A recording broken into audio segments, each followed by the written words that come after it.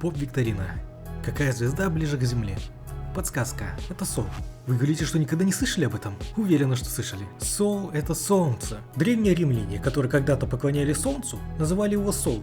И это стало своего рода официальным научным названием Солнца. Отсюда происходит термин Солнечная система.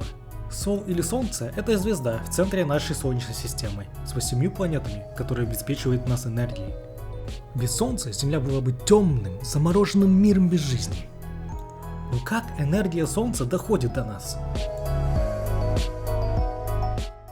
Во-первых, давайте поговорим о том, что такое Солнце. Солнце — это большой шар, полон супер горячего газа, которому 5 миллиардов лет. Самая горячая часть Солнца — это его ядро, или центр, который составляет 15 миллионов градусов Цельсия. Его поверхность не так горяча, но все еще почти 5600 градусов Цельсия, что довольно жарко, если вы спросите меня. А что касается его размера?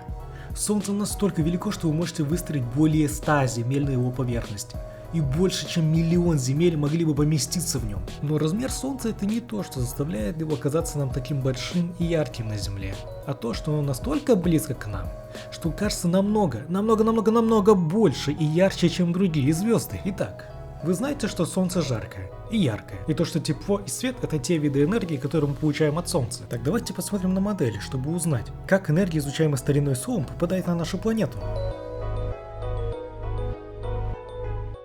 Вот Солнце.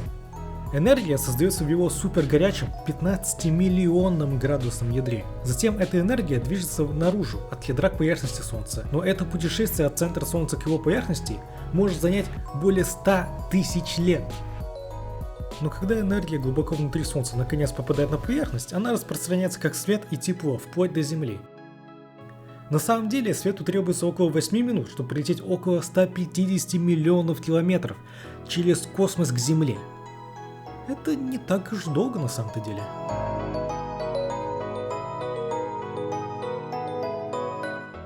В заключении энергия создается в ядре Солнца. Она очень медленно движется к поверхности Солнца, прежде чем пройти супербыстрое путешествие на Землю в виде тепла и света. И ты, и я можем видеть и чувствовать эту энергию в виде солнечного света. Без тепла и света, который мы получаем от Солнца, Земля была бы просто замороженным шаром, плавающим в космосе, что было бы полным отстоем. Итак, спасибо, Сол. Ты настоящая звезда.